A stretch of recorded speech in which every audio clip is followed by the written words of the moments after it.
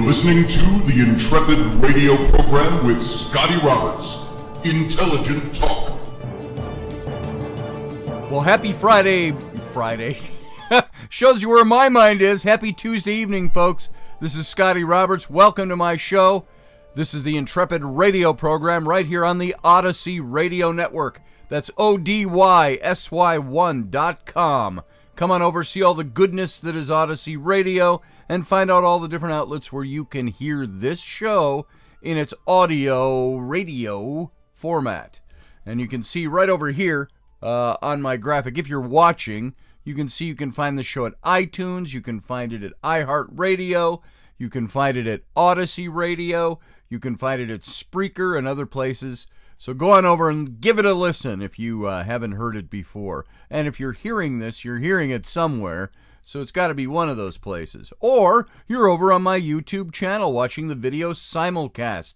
You can find that at youtube.com/Mr. Scotty Roberts. Come on over, join the YouTube. You can watch the video. Sometimes it's exciting. Sometimes it's just looking at my face while I talk.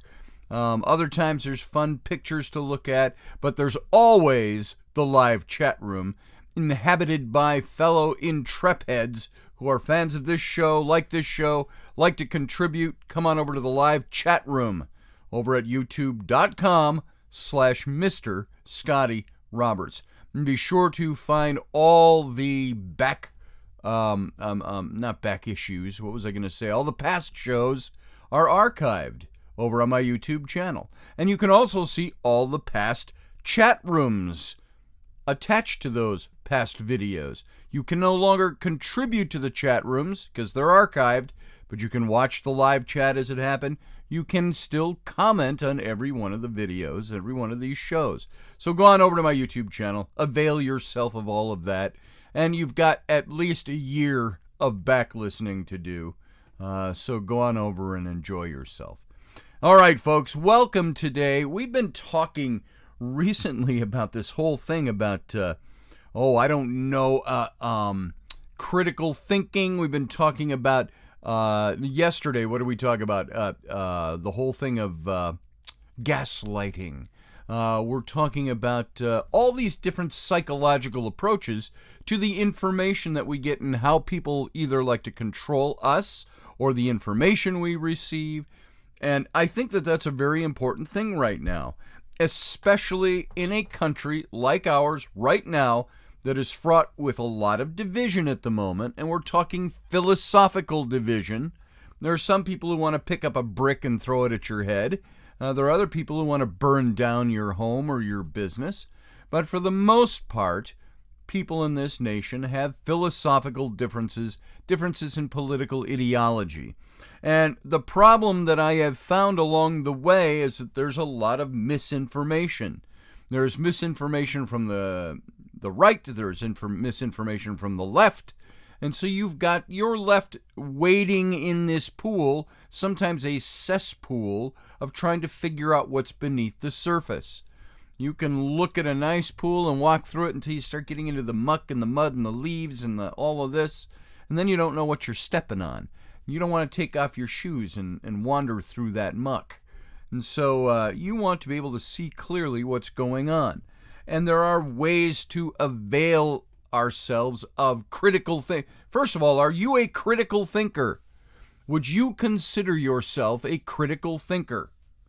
When I see somebody on some of my own threads will say something like, yeah, all them Democrats, they all need to be strung up. You know what I think? I think maybe he's got some of his politics are correct, but he's not a critical thinker. You don't talk that way when you're a critical. That's not critical thinking. Critical thinking is one that looks at both sides and weighs them out, and you make your decisions based on. It's like buying a house. If you go out and buy a house, are you going to just find the one that looks good on the surface without finding out if the foundation has a crack in it or finding out if it's got other problems in the structure? No, the structure is sometimes something that's far below the surface of the aesthetics. It might have curb appeal, but is the foundation sound? Is the roof sound? Are the windows good? We looked at a great old house a few years back, my wife Rainey and I, and it was an old brick structure built around the Civil War period, and it was a gorgeous house. Gorgeous on the inside. But the problem was it needed a new roof. You could go up into the attic upstairs, which is a gorgeous, huge attic, and you could look in all around the house. All you could see was sunlight coming through all the way around, because other than the structures that are supporting the roof, because it was all worn away, and you had to go in and replace that whole thing. Even though there were people living in it, it was furnished. It was a beautiful house, beautifully aesthetically done. The structure of the house was going to cost us at least another $50,000 to $60,000, and that was replacing all the windows, which, if you're buying an historic structure, you don't replace them with updated windows from Menards. You replace them with windows that fit the aesthetic of the period of the house, which makes it a little more spendy. So you go through all of that, and you find out the aesthetics are beautiful. The air of the place is beautiful until you get to the substructure. This is what critical thinking is all about. Spent a little too much time on my example there, but you get the idea. It's like the aesthetics of buying a house. And so how do you find out what's below the surface? How do you examine things? And really, when it comes to looking at a house, you can be enthralled with the beauty of the house. It only takes a few minutes to dig a little deeper and find out what's going on with the other things underneath the aesthetics. So mind that as you go into the election in another month, a little less than a month, you might have already decided who you're going to vote for, but look beyond the surface and find out what's beneath. Find out what the long term is. Find out what's good. This is critical thinking. The same thing with wearing masks. The same thing with COVID. Look beyond the surface. Don't listen to just one side of the information. Listen to the information. Listen to good information. Avoid the bad information and the misinformation. So we're going to talk just a little bit tonight on how you try to avoid the bad information that's being given you about anything out there. And I want to start first with how do you change people's minds? Once you have done your critical thinking and you're convinced of something, is it your job to change somebody else's mind? What is the art of debunking something? Now, I've had a lot of people out there, good people. I have a guy that was talking on my Facebook this morning and does an awful lot. He kind of represents that more progressive, far liberal, leftist type of point of view. And I've known him for a long time. I knew him through ghost hunting and paranormal investigations is where we first met. And our political views didn't come out to each other really until the last couple of years. And so I look at the things he says and I shake my head. They say, you're well thought out, you're intelligent, and you've even done your critical thinking, but you've arrived at a different conclusion because you've chosen which set of bits of information you're getting from good sources you're going to rely on. Can you have differing information from opposing reliable sources? Yeah, you can. And then you're stuck with making a decision. So he tries to convince me why I should, why would you vote for Trump if you've also got other choices? Because I told him I'm not a Republican. And he said, well, why would you vote for a Republican when you have this guy, Jorgensen, and so on? I said, you know what? I don't need to be convinced about who I'm going to vote for. I said, I've already done the homework. I've already done the digging. And so he's trying to change my mind. I told him, you don't have to change my mind, brother. I said, we'll talk about these things, but you don't have to try to change my mind. And so people love to be right. And research indicates that we hate being wrong more so. But in a similar manner, we generally love to be right. Tell yourself that isn't so. You love to be in the right and know what you're talking about. But being right isn't and shouldn't be the primary focus of critical thinking.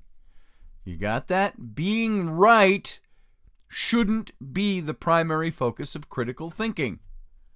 It's like I've talked about this before in other topics. When my wife and I went and saw a marriage therapist about 6 years ago, he listened to our stories, and one of the first things he said, okay, I've heard enough. He said, I'm going to ask you both a question. He says, do you want to be right or do you want to be married? And he said, you have to answer that question for yourself. So we all want to be right. And being right shouldn't be the primary focus of our critical thinking. Rather, we use critical thinking to decide what to believe and what to do, how to act on the things that we know. But critical thinking for the purpose of being right can be a positive thing, particularly in educational settings. That is, for educating other people. So there are people I know. I've got some friends who teach a master's module on critical thinking for leaders, where the students are taught for the purpose of enhancing their leadership skills in the context of training and education, and how to both become better critical thinkers and empower their peers to do likewise. So gaining the skills to be right and leading others down the correct path are desired educational outcomes.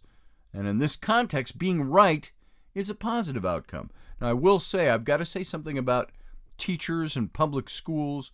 When I see teachers, there was a woman in Minnesota this last year who won, I don't remember what it was for. It was for the status of educating to meet the President of the United States.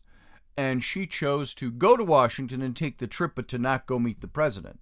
And she told her students, I'm showing you that I can, this is my voice, and this is the way I'm protesting that I don't like this president. And to me, that's not critical thinking. She may have come to her conclusions by her own use of critical thinking, but at the same time, is it critical thinking to show your students that I'm going to protest meeting the president? Why couldn't she show those kids, I will meet the president, respect the office, which all of us should do in this nation, and I might have a chance to say a word or two about him, what I disagree with. No, she didn't do that. She had to show her stance and plant her feet in the ground, and that's not critical thinking. And it's certainly not critical educating. And so in a recent class, there was a student of this friend of mine. I'm trying to encapsulate what I've got written down here. A student of this friend of mine asked a question that cut straight to the core of this online thinking. He said, how do we get others to change their minds? And that's a very interesting question. And it's one I've thought of about a great deal. And yet I don't have a ready answer for that one. So to clarify, this question wasn't meant in the sense of how to best persuade people, for better or for worse. Rather, when we have a critically thought about something and developed a reasonable conclusion based on credible, relevant, and logical evidence, how can we change the minds of those who haven't thought critically? Or worse, those who believe they've thought critically and are still wrong? Simply, how do we debunk erroneous information? I run into it all the time. And I have people who in social media think I am a product of wrong information, and they try to convince me otherwise. This is where the dialogue comes in, and I'm totally open to dialogue with people. I don't block, I don't defriend, I don't ignore, I don't do anything. Somebody who wants to come in and have a good, critically thinking discussion with me. It doesn't mean I have to believe what they're saying, and they don't have to believe what I'm saying. But I can still believe that they're incorrect, and they can believe I'm incorrect. So just being right isn't enough. What good is being right when the person you're talking with, or the person you're teaching or trying to convince of something, thinks that they're right and you're wrong? What if they don't want what you know? And so in this context, how do you succeed in educating anybody? So success in educating with respect to debunking erroneous information depends largely on the nature of the individual that you're trying to teach something to. This is alluded to by two questions. how can we change the minds of 1, those who haven't thought critically, and 2, those who believe that they've thought critically yet are still in the wrong? So, though similar, the subtle difference between the questions is important because it results in 2 different answers. The first, how can we change the minds of those who haven't thought critically? So, Cook and Lewandowski in 2011 put together this concise handbook on debunking that addresses, a book on handbook that debunking that addresses that as a foundational perspective that once people process information, it's quite difficult to remove that information's influence on that person. So this concept isn't new. Research literature has long discussed the power of belief on cognitive processing, as well as the sustainability of this power. According to Cook and Lewandowski, a common solution strategy is to remove the influence of the erroneous information by providing, educating, adding any or all of the above correct information. But this strategy in and of itself is erroneous because it to some extent ignores some implicit processes of bias. Instead, they recommend 3 routes towards successful debunking. Oh, and by the way, what was the thing with the referee? He said it's a third down. Is that a white supremacist signal or not? So 3, I always say. So the position that you're trying to teach has to focus on the core evidence rather than their misinformation. Get that? When you're trying to teach somebody different than what you believe is at its core erroneous information, you have to focus on the core evidence rather than discussing the misinformation they have. And though you should refute the incorrect information or the myth, your position must be the primary focus. So by making the refutation of the myth center stage, cognitive processing of the myth is still reinforced, which winds up making it less likely to successfully combat the myth.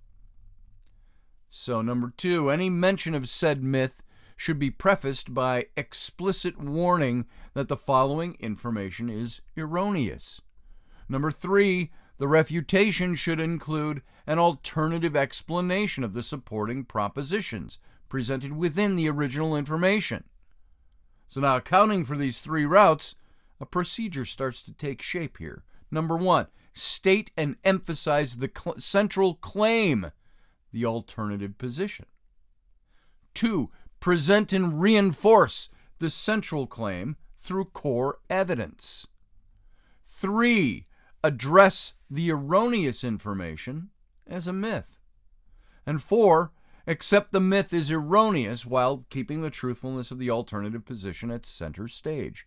So, though these are really useful recommendations based on extant research regarding how human cognition works, they don't completely address contexts wherein people simply disagree and subsequently disregard your position in favor of their own, which brings us to the second question.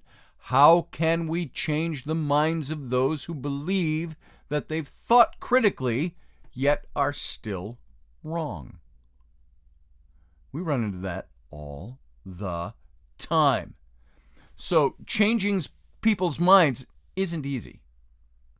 And it's even more difficult when the person you're working with believes that they have thought critically about it, thought it through on a critically thinking level. The truth, it seems, is that there's little that you can do about that. It simply boils down to the person you're trying to educate and their disposition toward critical thinking. For example, consider a checklist of dispositions for the person whose mind you're trying to change. Ask whether they're inclined or willing to do the following. And I got about 5 or 6 things here. So, is this person willing to reflect? In other words, to contemplate on one's behavior, attitudes, opinions, as the motivations behind these, to distinguish what is known and what is not known, as well as limited knowledge or uncertainty. So is the person willing to reflect on their own behavior and attitudes that they bring to the table? Number 2, are they willing to be open-minded, to be cognitively flexible, and to avoid rigidity in thinking? Rigidity in thinking is the tough point. I like to say I am open to learn all the time, but I have become convinced of certain things. And so those are the things that I hold true. You would take a psychological bulldozer to move me off of some points upon which I have been convinced. And so you have to avoid rigidity in thinking, and I think surrounding a lot of things, but you have to tolerate divergent or conflicting views and treat all viewpoints alike. That's hard to do, especially when you're convinced of something, to treat somebody else's viewpoint on the same level as yours. You all have a viewpoint. Like my mom used to say, opinions are like assholes. Everybody's got one. So we've all got a point of view. So prior to the subsequent analysis and evaluation. So to detach from one's own beliefs and to consider seriously points of view other than one's own point of view without bias or self-interest is a tough call. But this is how you critically think. And you have to ask people to do this. Be open to feedback by accepting positive feedback, and to not reject criticism or constructive feedback without thoughtful consideration. Amend existing knowledge in light of new ideas and experiences, and to explore such new, alternative, or unusual ideas. That all falls under this idea of being open-minded. You have to ask somebody you're trying to convince to be open-minded, but they might also ask the same of you. You have to seek the truth. This is have a desire for knowledge, to seek and offer both reasons and objections in an effort to inform and be well informed. I had somebody yesterday say, 45, or the president, they won't say President Trump. Trump with a small t and a capital R, Trump. They say Trump is, what did they call him? He's gutless. And I said, okay, everybody's got an opinion. Why don't you tell me why you've arrived at that opinion? I said, I don't like just name calling and things like that in my threads. If you're going to say something like that, why don't you back it up? Never could back it up. Tried to back it up with more silliness of the same sort. So I said, either one of the two things is true. You're here to troll, or you're here to learn something or teach something. You're not teaching me or anybody here anything by saying the president is gutless. Why don't you tell me why you believe he's gutless? Spell it out for us. Make it simple. Bullet point it. You don't even have to write an essay. Give me the reasons why you think he's gutless. Things he's done. Couldn't be done. So you got to seek the truth in your information. When you're just saying something like that, the orange turd in the Oval Office is gutless. That's meaningless. It's vapid. It's empty. It has no substance. Give me something that's seeking truth. So you have to be well informed. There has to be a willingness to challenge popular beliefs and social norms by asking questions of oneself and then of others. You have to be honest and objective about pursuing the truth, even if the findings don't support one's self-interest or your own preconceived beliefs or opinions, and to change your mind about an idea as a result of the desire for truth. When you seek the truth, your preconceived notions don't matter a fig. You're looking for what is true and what is factual, not what I choose to believe. And you know what? We're out of time in this first segment. We're going to come back and we're going to pick this little list up right where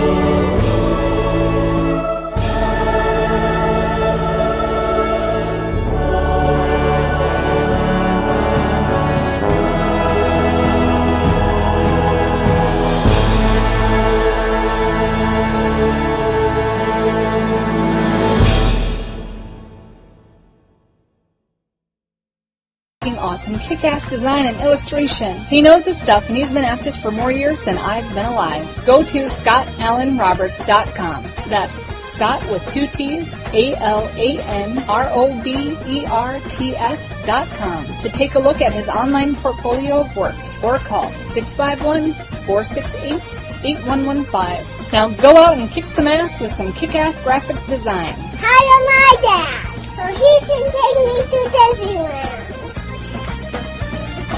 All right, gang, thanks for sitting on through that break, and welcome back for the second segment of tonight's broadcast. The next 28.5 minutes of exceptional information. Now, I'm Scotty Roberts. I'm your host. This is the Intrepid radio program right here on the Odyssey Radio Network. That's ODYSY1.com. Come on over, see all the goodness that is Odyssey Radio. And at the same time, come on over to my YouTube channel. That's youtube.com/Mr. Scotty Roberts. You can come over and watch the video simulcast. And at the same time, you can join the live chat room going on right now as I'm talking. So we left off, we're talking about this whole idea of how do you change somebody's mind?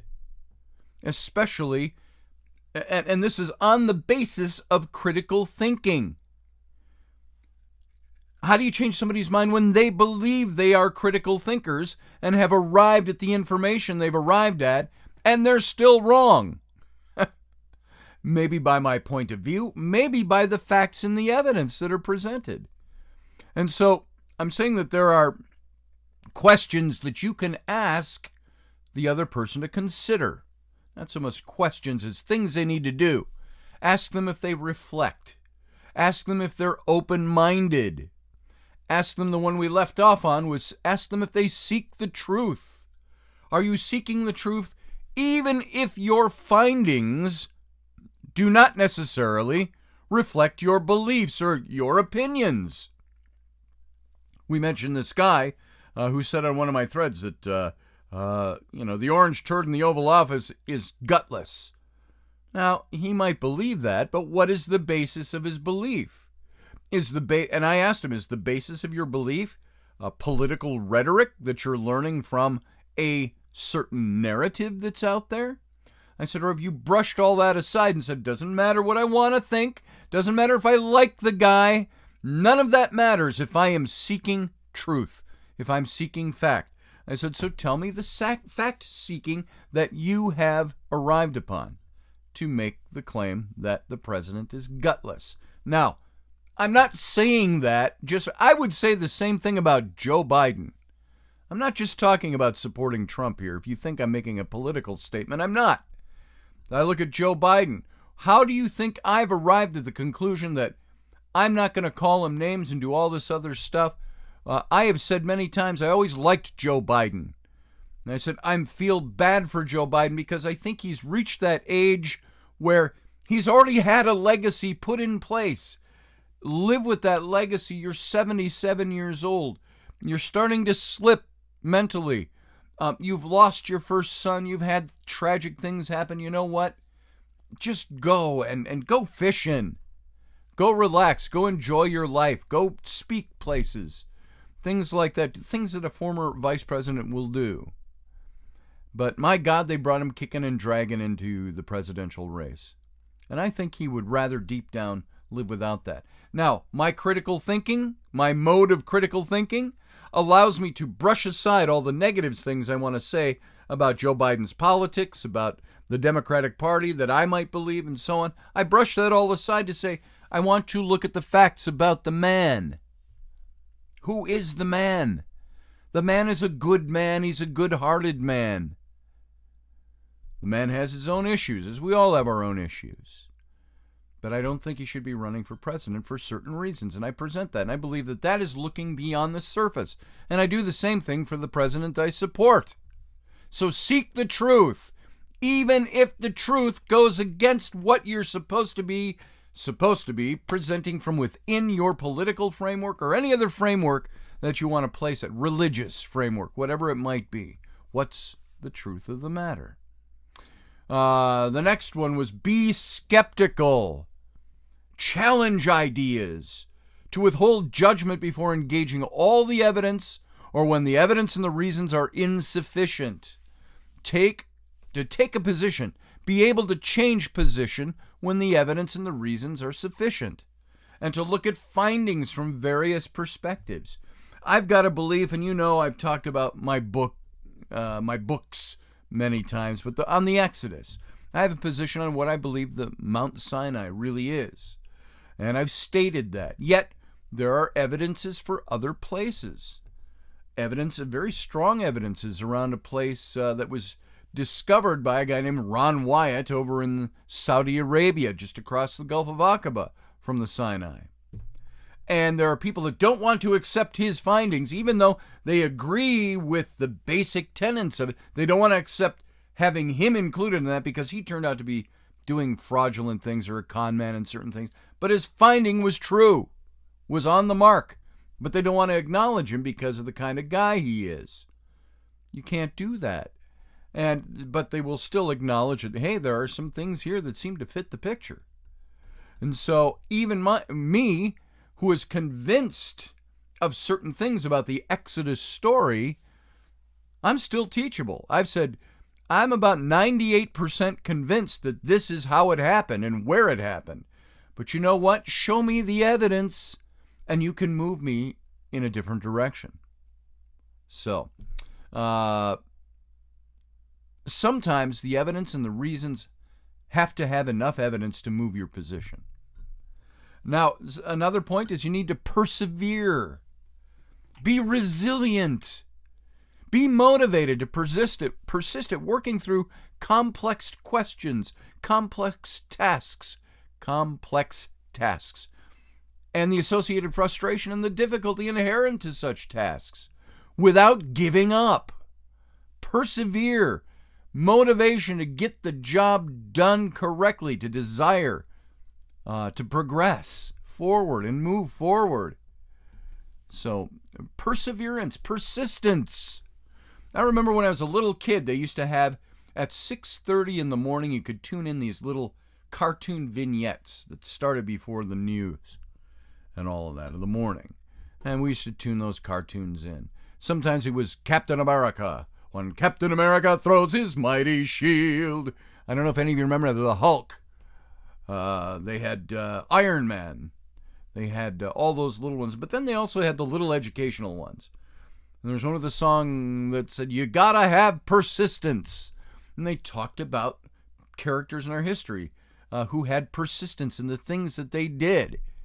Now remember, this was a product of the 60s, so that was 50 years ago or more. So, but perseverance, you've got to have perseverance. You also have to be organized and clear in your thinking and your presentation. So, if the individual that you're trying to talk to or educate or have a conversation with is lacking in all of those dispositions I just gave you, it's certainly going to be hard to change their minds. However, if they do possess those inclinations, it's more likely that through their willingness to think critically, it's suggested to some extent by the checklist I just gave you, that they're going to change their perspective to be more consistent with your already critically considered view. That's a possibility. But with that said, there's no easy way of changing someone's mind. You can't force an idea on someone. And in reality, it's quite possible that if you push too hard, the person may resent it and purposefully switch off from the conversation or even hold on to stronger to their existing beliefs. Perhaps out of spite, but this is two ways of looking at how debunking and changing people's mind might work.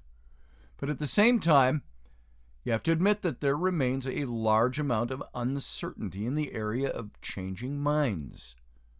And I think it's worthwhile asking you if you've come across any interesting research in this area or in similar guidelines to change minds and influence the way somebody thinks in a positive way that seeks out the facts. And I'd love to hear those from you. If you've got them, let me know. But it all has to be focused around critical thinking.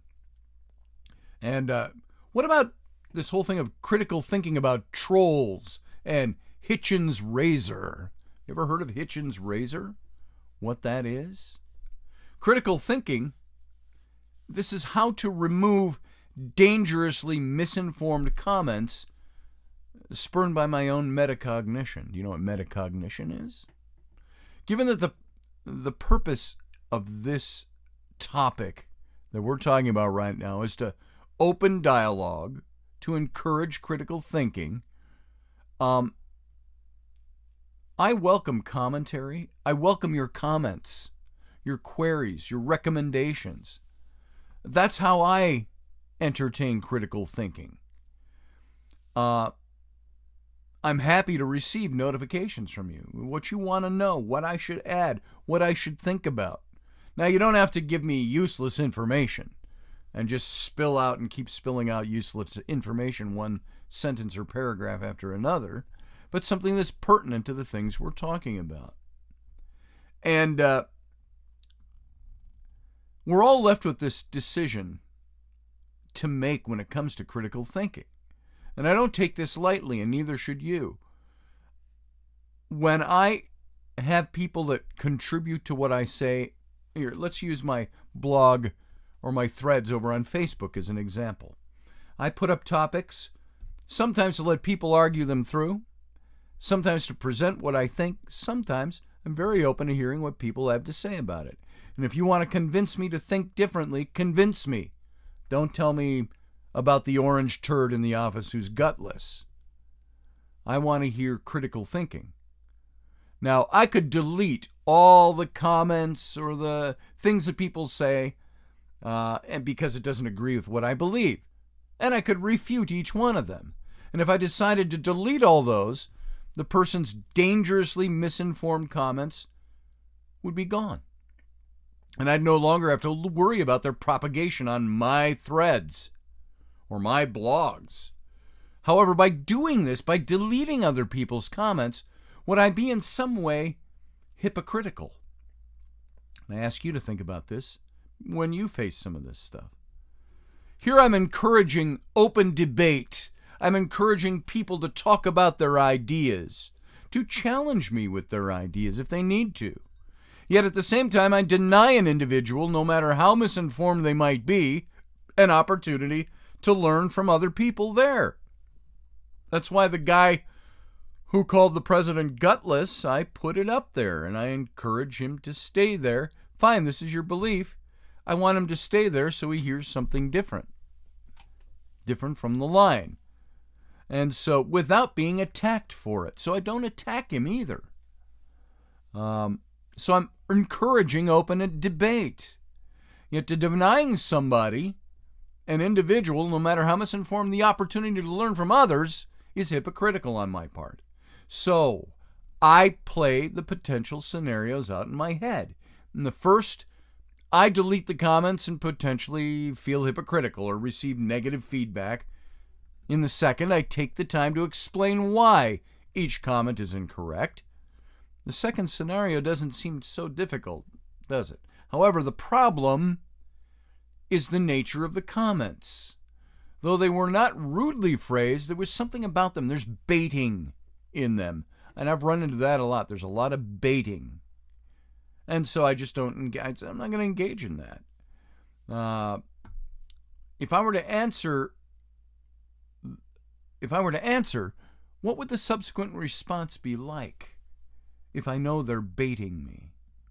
Of course, I can't see into the future and predict the responses, but let's consider the context for a moment.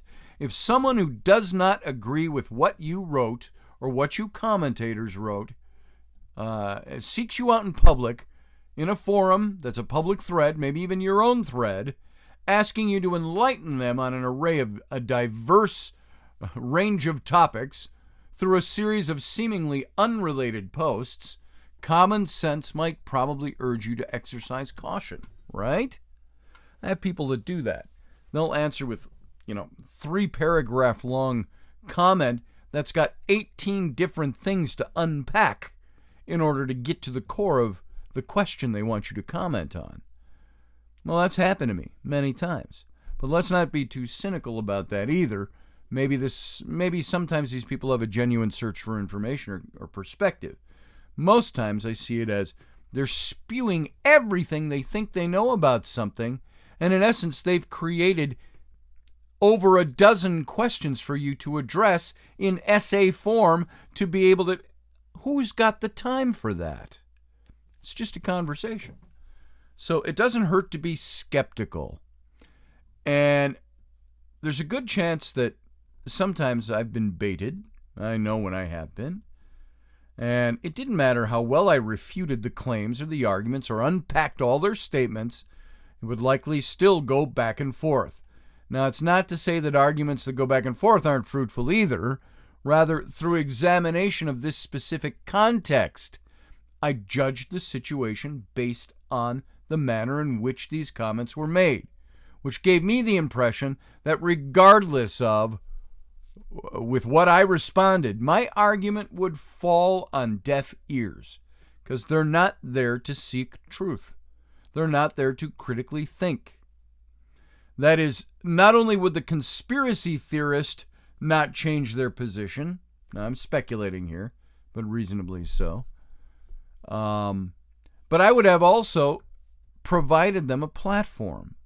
And on my critical thinking threads that I put up is where they do it. They spread their nonsense. And even if I won the argument, I'd lose by having provided them this platform. So I chose to delete the posts at times, but not often. But that makes me risk feeling hypocritical. So do I feel like a hypocrite now?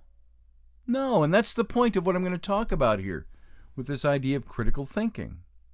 I frequently mention that it's difficult to change people's minds. And just in the first half of this show, we just went through changing people's minds. It's a difficult process. Even people who think reasonably a vast majority of time, it's hard to change their minds. It's easy for emotion to creep into one's thoughts, no matter how critical a thinker they are, generally speaking. And I'm not saying we are to be emotionless, but we sometimes have to push emotion aside for logic. Facts don't care about your feelings. Sad to say.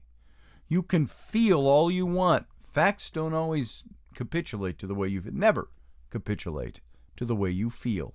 Part of critical thinking is overriding emotion and intuitive judgment during the thinking process. However, if you're peddling nonsense that has no genuine evidential basis, emotional and bias are probably the only things driving your thoughts.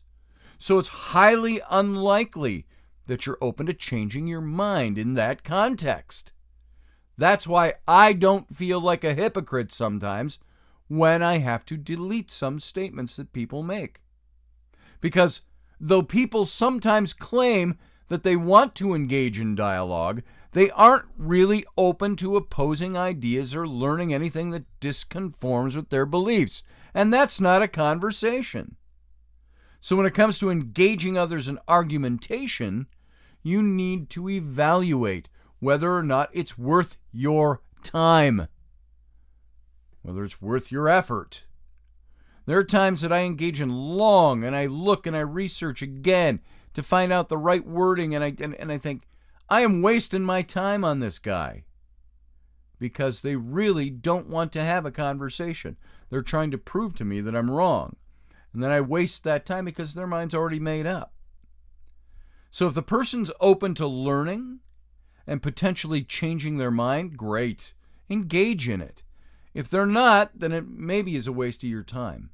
And so the epistemological razor, Hitchens' razor, has been mentioned to me quite a bit over the years. According to Christopher Hitchens, do you know who he is? He's a well-known atheist, well-known skeptic. How would you, if you don't know who Christopher Hitchens is, maybe it might be good for you to know just a slight bit about who he is, what he's about. He died in 2011, by the way. He was an English-British intellectual. He was a polemicist. He was a socio-political critic who expressed himself as an author, an orator, an essayist, a journalist, and a columnist. And so that's who he was, and that's what he brought to the table. When I say he was an atheist, yeah, that's something he was. That is not the main idea or thrust of who he was and what he was all about. But Hitchens' razor, according to Christopher Hitchens, what can be asserted without evidence can also be dismissed without evidence. You got that? What can be asserted without evidence can also be dismissed without evidence. I always thought of this recommendation as a bit of a cop-out. The reason being that if you've critically thought about a topic, then you have considered the evidence. So if you're among the audience as someone who makes a statement about said topic or questions it, then isn't there not some form of obligation to correct them as accurately as possible with evidence? I would always have said yes. But my view on that has changed over the years. If an argument that's been presented to you lacks a credible evidence base, do you really need to respond with critically considered evidence? Do you need to engage it at all? When somebody says to me, the president is gutless, do I need to respond to that with critical thinking? Or do I need to ask them to engage in critical thinking and present their case? Do I need to encourage that kind of thinking? My experience dealing with conspiracy theorists, and I've been a conspiracy theorist. There are some conspiracies I think aren't conspiracies at all, but that I think are really well-founded. But when I deal with conspiracy theorists, when I deal with people with information, people who name call, all of that stuff, do you need to engage it? Like the person I just described, talking about the gutless president. And that's not the only thing. It's just the most current one. It's right in front of my face the last day and a half. And so, has it helped evolve my perspective on Hitchens' razor? The way I think about all of this? Yeah. If it'll be a waste of time trying to change someone's mind, if little is to be gained from such engagement, then don't bother. Why bother? I don't need to waste my time. If you have no evidence, I don't need to waste my time with your lack of evidence. Dismiss it if it has no evidence. Again, if there's nothing to be gained from presenting your conclusions, if they're to fall on deaf ears, then why bother? Indeed, trying to debunk misinformation often backfires. For example, it might further reinforce the misinformation. And I don't want to provide a platform for that misinformation to be promulgated any further. So, sometimes I don't delete a lot of comments from people. Mostly because my theory is let whoever is making the misstatement, let it stand. This shows everybody how that person thinks, how they're willing to talk and engage in social media. I leave those posts intact for that purpose. Not to engage them further, but to allow what they think and say to be left plainly evident. Here it is. This is the way you think. So sometimes I choose to delete comments, and sometimes I don't. And as someone who values open dialogue, I don't see this as hypocrisy. Rather, I saw the action as common sense maneuvering to remove a platform for misinformation and anticipate the futile efforts of arguing with someone who isn't open to changing their mind. Am I making too many assumptions in this context? Maybe so, when I do that. And then it's my failure in thought, a failure in which my skepticism might have crossed over into the realm of cynicism. There's a difference between skepticism and cynicism. I used to tell a good friend of mine who's a skeptic, and he's a skeptic in all things. I used to tell him, you are a reverend skeptic. Jim was his name. Reverend Jim Skeptic in the Church of Cynic. And I am not a cynic. I go, yeah, you are. But that's if and with what. This experience, as well as any other similar encounters in my recent past, has helped me to re-examine Hitchens' razor as an epistemological principle, and to continue to consider how and when critical thinkers can best attempt to debunk information, misinformation. Though it may not seem like it from the post, I'm indeed open to and welcome to comments and queries and recommendations. So, having said that, apply Hitchens' razor. What can be asserted without evidence can also be dismissed without evidence. Now, dismissal doesn't mean I have to delete their posts. Dismissal means I choose to not engage it. Or I ask them, the only way I engage people like that is I tell them, tell me how you've arrived at your conclusion. Don't just spew narrative at me, and rhetoric at me, and hyperbole at me. Tell me why you think what you think. Don't just throw an insult out there.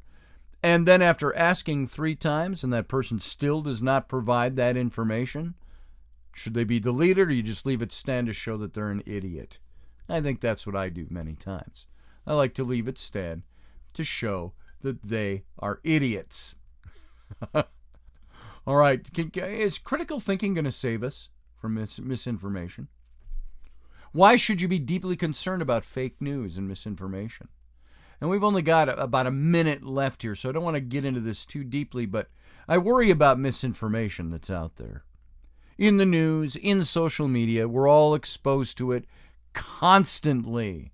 And is there any way to protect ourselves from the pernicious influence of fake news and misinformation? And I think, yeah, there is. And we've covered some of that today. We'll cover more of that tomorrow when we come back. But leave this program tonight realizing one thing: apply Hitchens' razor. What can be asserted without evidence can be dismissed without evidence. You're not obliged to engage in stupidity, in other words, if you boil it down to vernacular brass tacks. So there you go, folks. I want to thank you for being here tonight. We're going to take a 23-hour break, and we'll be right back. So you sit tight. Have a good night.